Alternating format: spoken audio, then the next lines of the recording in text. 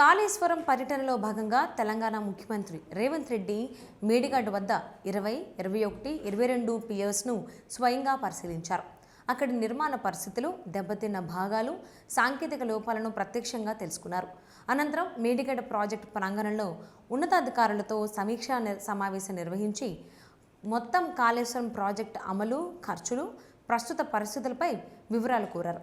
ఈ సందర్భంగా సీఎం మాట్లాడుతూ ప్రాణహిత చేవెళ్ల ప్రాజెక్టుకు 1975లోనే అంకురార్పణ జరిగిందని గుర్తు చేశారు.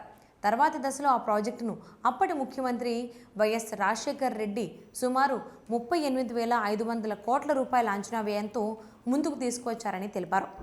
తెలంగాణ రాష్ట్రం ఏర్పడే సమయానికి ఈ ప్రాజెక్టుపై ఇప్పటికే 6,000 కోట్ల రూపాయల వరకు పైగా ఖర్చు చేసినట్లు వివరించారు. మొత్తంగా 11,000 కోట్ల రూపాయల వరకు ఖర్చు చేసిన తర్వాత కూడా ఆ ప్రాజెక్టును పూర్తిగా అమలు చేయకుండా పక్కన పెట్టారని విమర్శించారు. తర్వాత అధికారంలోకి వచ్చిన కె చంద్రశేఖరరావు ప్రాణహిత చేవెళ్ల ప్రాజెక్టు పేరును మార్చి కాళేశ్వరం ప్రాజెక్టుగా ప్రకటించి భారీ స్థాయిలో ఖర్చులను పెంచారని సీఎం ఆరోపించారు.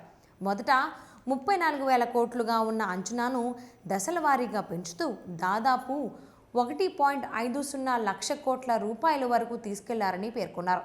ఈ ప్రాజెక్టును ప్రపంచ స్థాయి అద్భుతంగా చూపిస్తూ ప్రజలను భ్రమల్లోకి నెట్టారని, కానీ వాస్తవాలు మాత్రం భిన్నంగా ఉన్నాయని అన్నారు. ప్రకృతి సైతం ఈ అవినీతిని బయటపెట్టిందని, అందుకే 2023 అక్టోబర్లో మేడిగడ్డ బ్యారేజ్లో భాగాలు కూలిపోవడం జరిగిందని సీఎం పేర్కొన్నారు. లక్షల కోట్ల రూపాయలు ఖర్చు చేసిన ప్రాజెక్టును చివరికి నిర్లక్ష్యానికి గురిచేసి ప్రజల డబ్బును వృధా చేస్తారని బీఆర్ఎస్ ప్రభుత్వంపై తీవ్ర విమర్శలు గుప్పించారు.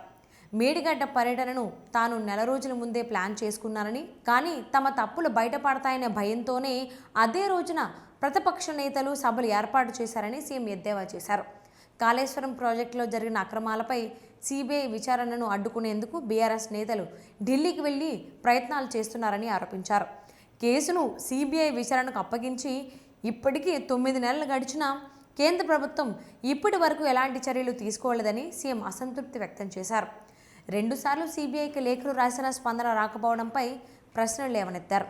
కేంద్రాన్ని అడ్డుపెట్టుకుని కేసుల నుంచి బయటపడాలని ప్రయత్నిస్తే రాష్ట్ర ప్రభుత్వం ఊరుకోదని స్పష్టం చేశారు.